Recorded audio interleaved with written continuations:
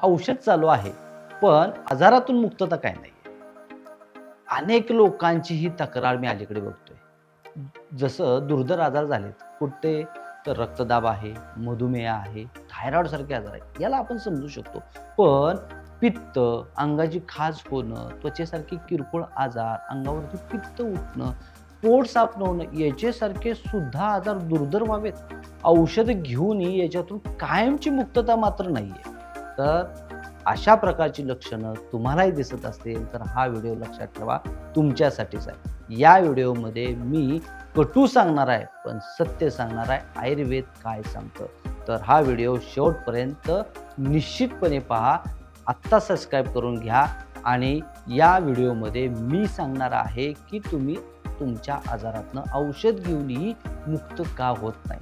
सगळ्यात महत्त्वाचं आहे, आजारी शरीर नाही, तर आजारी आहे तुमची दिनचर्या. जर दिनचर्याच व्यवस्थित नसेल तर तुम्ही आजारातून कधीच मुक्त होऊ शकत नाही, असं आयुर्वेद सांगतं. दिनचर्या हिता आयुष्यम. आयुर्वेद सांगतं की दिनचर्या ज्याची योग्य पद्धतीनं आहे, म्हणजे आयुर्वेदानं सांगितलेले आहे त्या पद्धतीनं असेल तर आयुष्याचं हित होतं, म्हणजे निरोगी आयुष्य होतं, असं स्पष्ट सांगितलेलं आहे. तर आपल्या काय आहेत हो या किरकोळ चुका किंवा ज्या दिनचर्येमध्ये दडलेल्या आहेत, तर त्या चुका आहेत सगळ्यात पहिली महत्त्वाची की जे दिनचर्येमध्ये येते, उशिरा जेवणं, उशिरा झोपणं आणि उशिरा उठणं. या 3 गोष्टी जो व्यक्ती करतो तो सदातूर म्हणजे नेहमी आजारी राहतो, असं आयुर्वेदात सांगितलेलं. दुसरी चूक काय आहे, जेवणाच्या वेळा व्यवस्थित नसणं, त्याचं प्रमाण व्यवस्थित नसणं आणि त्याचा प्रकार कोणता घ्यावा याचं ज्ञान नसणं. आपण बघा, सकाळी कधी नाश्ता 8-9 वाजता करतो, तर कधी जेवण 2-3 वाजता करतो, तर रात्रीचं जेवण कधी 10-11 वाजता करतो. दुसरा दिवस आला तर हे सगळं शेड्यूल वेगळं झालेलं दिसतं. तुमच्या कोणत्याही कामामुळे ह्या सर्व वेळा जर रोजच्या रोज बदलत असतील तर तुम्ही आजारी पडणार हे निश्चित. दुसरं आहे की त्याचं प्रमाण. आज मी 1 चपाती खातोय तर उद्या 2 चपाती खातोय, कधी आवडलं तर 3 चपात्या खातो. तर असा आवडीनिवडीवरती जे आपण प्रमाण बदलत राहतो याच्यानेही तुमचा आजार बळावत जातो. प्रकार आपल्याला माहीत नाही की कोणत्या ऋतूमध्ये आणि केव्हा आपण ज्वारीची भाकरी खायची, केव्हा बाजरीची भाकरी खायची, केव्हा गहू खायचा आणि केव्हा भात खायचा. याचं प्रकारानुसार आणि आपल्या प्रकृतीनुसार माहिती किंवा ज्ञान नसल्यामुळे बराच वेळा आपलं आजार समूळ जातो. अति उपवासाचं तर गणित कुणालाच कळलं नाही. अलीकडच्या ह्या 150 वर्षाच्या काळामध्ये बटाटा आणि शाबू जसा आलेला आहे, ज्याला वाटतं की उपवासाच्या नावाखाली हे 2 पदार्थ खायचे.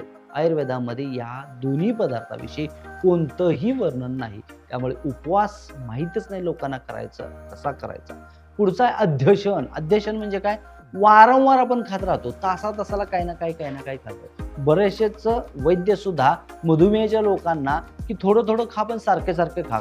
पण आयुर्वेदाने हे निषिद्ध सांगितलेले आहे की अध्यशन कोणत्याही मार्गाने करू नका, की जे आहे 2 किंवा 3 वेळा तुम्ही खावा, पण त्या 3 वेळापेक्षा इतर वेळा जे मध्ये खातो ते खरं तर टाळा. मोबाईल हे अविभाज्य घटक प्रत्येकाचा झालेला आहे. अगदी मी म्हणेन 10-12 वर्षाच्या मुलापासून ते अगदी 90 वर्षाच्या म्हाताऱ्यांपर्यंत मोबाईल वापरणं अनिवार्य झाले की काय, असं प्रत्येकजण वापरतात. परंतु लक्षात ठेवा, जेवताना आणि झोपताना जो मोबाईल वापरतो तो नेहमी आजारी पडतो. त्यामुळे किमान जेवताना आणि झोपताना तरी मोबाईल वापरला नाही पाहिजे. पाणी 5वं हे महत्त्वाचं कारण आहे की पाणी किती, कोणतं आणि कसं प्यावं याचं ज्ञान बऱ्याच लोकांना नाहीये. की आयुर्वेदामध्ये वर्षाजल म्हणजे पावसाचं पडणारं पाणी श्रेष्ठ सांगितलेलं आहे. त्याच्यानंतर झऱ्याचं पाणी श्रेष्ठ सांगितलेलं आहे. निषिद्ध पाण्यामध्ये नदीचं पाणी सांगितलेलं आहे. आणि मॅक्झिमम इरिगेशन जे काही शहरांमध्ये चालतं हे नदीच्या पाण्यावरती चालतं आणि त्याच्यामध्ये सर्वात जास्त केमिकल युक्त असतं. तर त्याचं प्रकार कोणता घ्यावा, किती घ्यावा आणि कसा घ्यावा या ज्ञानाचं साहजिक आहे आपल्याला पूर्णपणे ज्ञान नाही. आणि सगळ्यात शेवटचं जे दिनचर्येमध्ये दडलेलं कारण आहे त्याच्यामुळे आपला रोग समूळ नाश होत नाहीये. औषध घेऊन सुद्धा आपण आजारातनं मुक्त होत नाही, तर तो महत्त्वाचं 6वं कारण आहे हालचाल शून्य दिनचर्या. आज नोकरीला असतील, गृहिणी असतील, इवन तुम्ही व्यवसाय करत असाल, तर फक्त बसून राहायचं अशीच दिनचर्या जास्तीत जास्त पडत चाललेली आहे. घरातनं बाहेर पडायचं, गाडीवर बसायचं, आपल्या ऑफिस किंवा व्यवसायाच्या ठिकाणी जायचं, तिथेही बसून राहायचं, माघारी यायचं, तेही गाडीवर बसायचं, परत घरात यायचं आणि परत सोफा पकडायचा. याच्यामध्ये कोणतंही चालणं नाही, व्यायाम नाही, शारीरिक हालचाल नाही किंवा कष्ट नाही आणि त्याच्यामुळे या दिनचर्येतल्या या चुकांमुळे आपण आजारी पडत चाललेलो आहोत. म्हणून आजारी शरीर नाही, लक्षात ठेवा, आपली आजारी दिनचर्या आहे.